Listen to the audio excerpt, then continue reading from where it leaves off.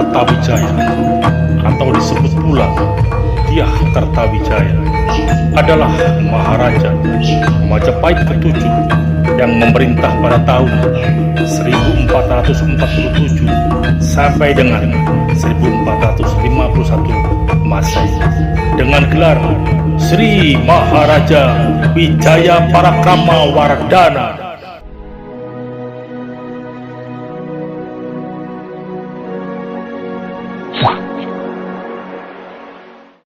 Halo guys, welcome to my channel. Assalamualaikum warahmatullahi wabarakatuh. Selamat berjumpa kembali saudara. Apa kabar semuanya? Semoga senantiasa dalam lindungan Allah Azza wa Jalla, Sang Penguasa segala kehidupan di jagat raya ini. Amin. Baik saudara, kali ini kita akan flashback ke belakang mengingat tentang sejarah Indonesia. Lebih khusus di sini kita mengetahui siapa dan bagaimana pemerintahan Raja Majapahit yang ke-7. Tidak perlu berlama-lama, mari kita langsung ke videonya. Cekidot. Majapahit. Kerajaan Majapahit. Kita ingat akan Raden Wijaya atau Dyah Wijaya adalah pendiri dan raja pertama kerajaan Majapahit yang memerintah pada tahun 1293 sampai 1309 Masehi. 16 tahun sudah beliau memerintah dengan bergelar Sri Kertarajasa Jayawardana atau lengkapnya Nararya Sang Ramawijaya Sri Maharaja Kertarajasa Jayawardana. Saudara, waktu terus berjalan, kerajaan Majapahit pun terus berkembang dan semakin maju hingga mencapai zaman keemasan saat di bawah pemerintahan Raden Dyah Hayam Wuruk dengan Mahapatih Gajah Mada. Namun setelah Hayam Wuruk mangkat, mulailah terjadi benih-benih perpecahan sehingga puncaknya pada Perang Paregreg. Terjadinya Perang Paregreg menurut sejarah Wikramawardhana dan Bhre Wirabumi mulai bertengkar tahun 1401 Masehi dan kemudian tidak saling bertegur sapa.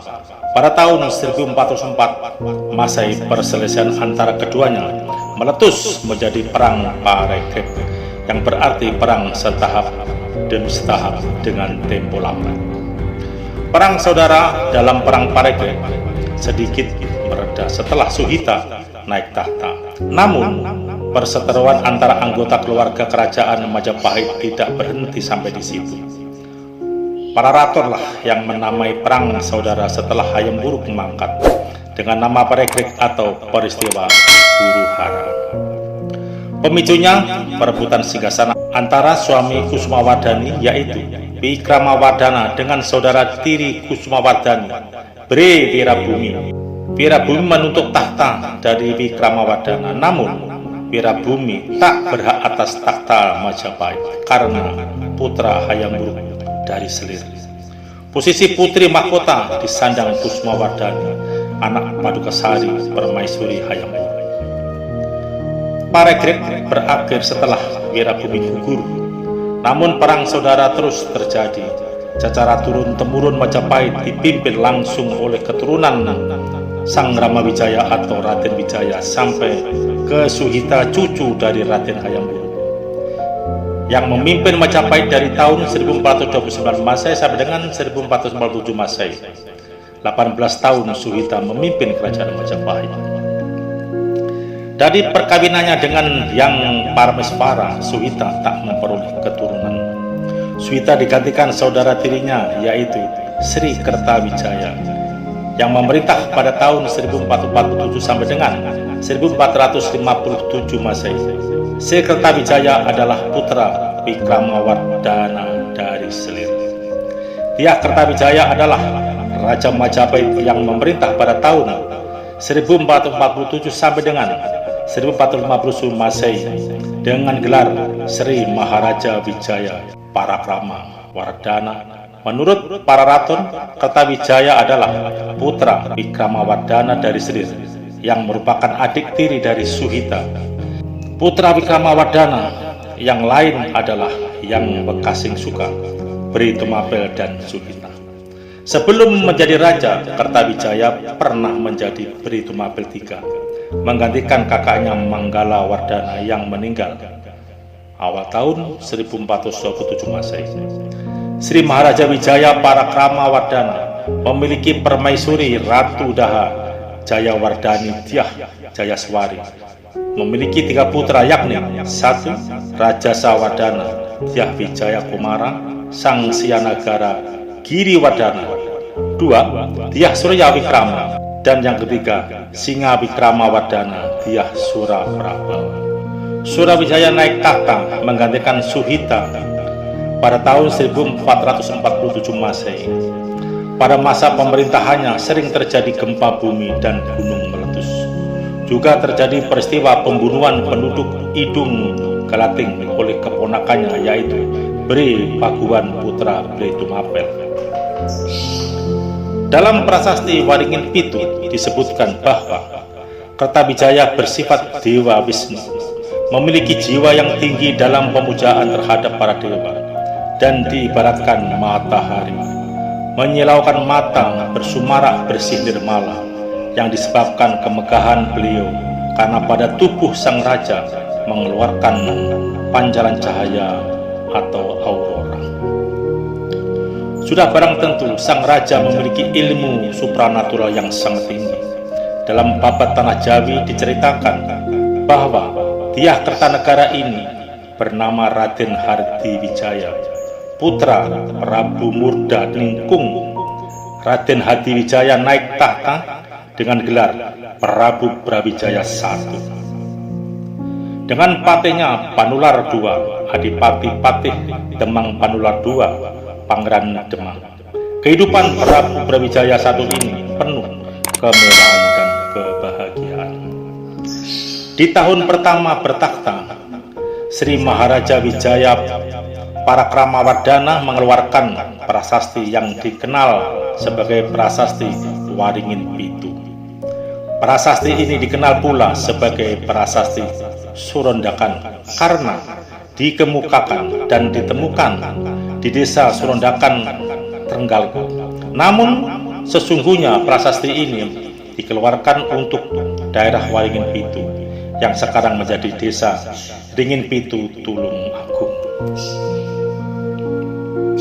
Prasasti Waringin Pitu dikeluarkan Sri Maharaja Wijaya Parakrama Wardana Dyah Kertawijaya pada tahun Saka 1369, bulan Margasira tanggal 15 Supaplaksa, hari Rabu Humanis Wuku Kurantil dalam penanggalan Masehi, bertepatan dengan Rabu Humanis tanggal 15 Februari tahun 1447. Isi pokok dari prasasti Waringin Pitu adalah mengukuhkan daerah Waringin Pitu sebagai daerah perdikan kerajaan bernama Raja Sakusumapura, karena di daerah ini terdapat tempat perdharmaannya Sri Paduka Parameswara Kertawardana, ayahanda Sri Maharaja Hayam Wuruk yang wafat pada tahun 1386 Masehi.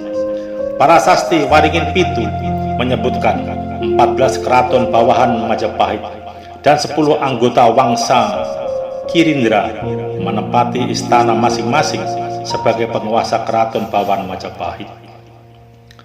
Pertama, Paduka Batara Ringdaha Sri Batara Jayawardani Dyah Jayaswari. Kedua, Paduka Batara Ring Jagaraga Sri Batara Wijaya Indudewi Dyah Wijaya Duhita.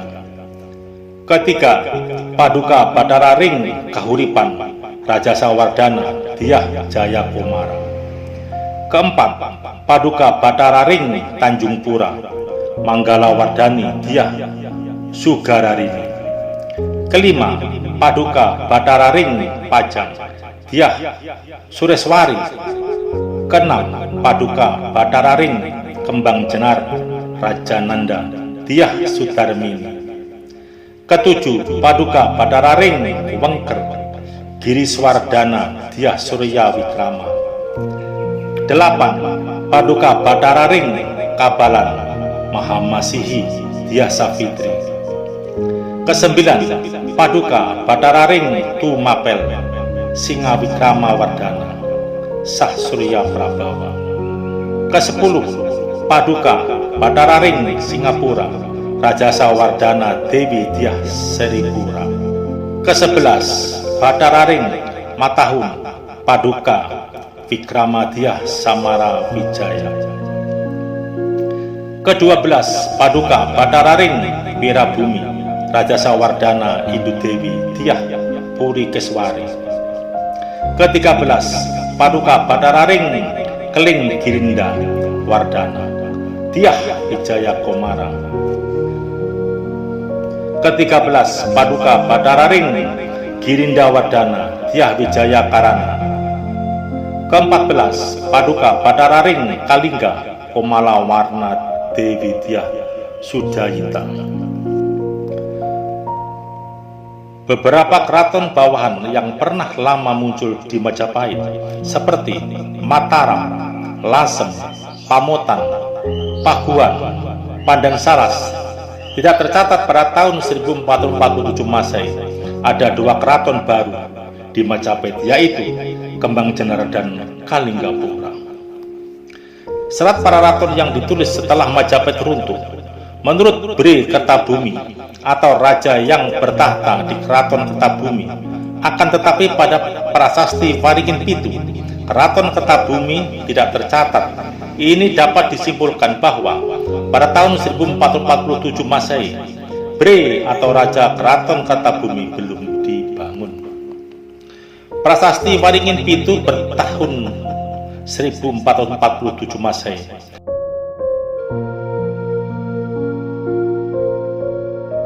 Menulis 3 rakyat mantri Katrini, ketiganya Sesat Trisakti, Fatarobaya Lapijuda, yang artinya seperti 3 manusia utama, titisan dewa yang disucikan dari segala mara bahaya.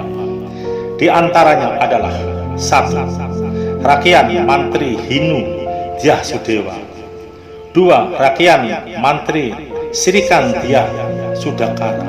3. Rakyat Mantri Halu Dyah Jubung. Prasasti Waringin Pitu juga menulis para tanda mantri Pakikarin. Prasasti Waringin Pitu juga menulis para tanda mantri Pakirakiran atau dikenal sebagai Sang Pancawilwatik. Yang pertama, Rakyat Rangga Ucapana. Yang kedua, Rakyat Kanuruhan Empu Samparka. Yang ketiga, Rakyat Demung Empu Pambubu. Yang keempat, Rakyat Tumenggung Empu Gading. Yang kelima, Rakyat Mahapatih Majapahit Gajah Geger. Prasasti Waringin Pitu menulis Dharma Mapati atau Dharma pemutus sengketa hukum dan berbagai perselisihan. Yang pertama, Sang Pambekat Kandanan Atu Hadang Acarya Naradara Buddhataka Paris Samapta, putus pengetahuan dalam ilmu mantik agama Buddha. Yang kedua, Sang Pambekat Kandangan Rare Yang Acarya Jinindra Buddhatarka Pari Samapta, putus ilmu mantik dalam agama Buddha. Yang ketiga, Sang Pambekat Manguridam Acarya Taranata Waisesika Pari Samapta, putus pengetahuan dalam ilmu Waisesika.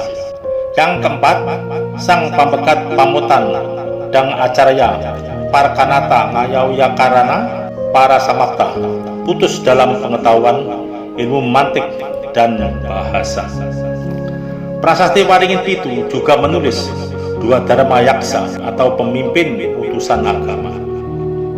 Prasasti Waringin Pitu juga menulis 2 Dharma Yaksa atau pemimpin utusan agama.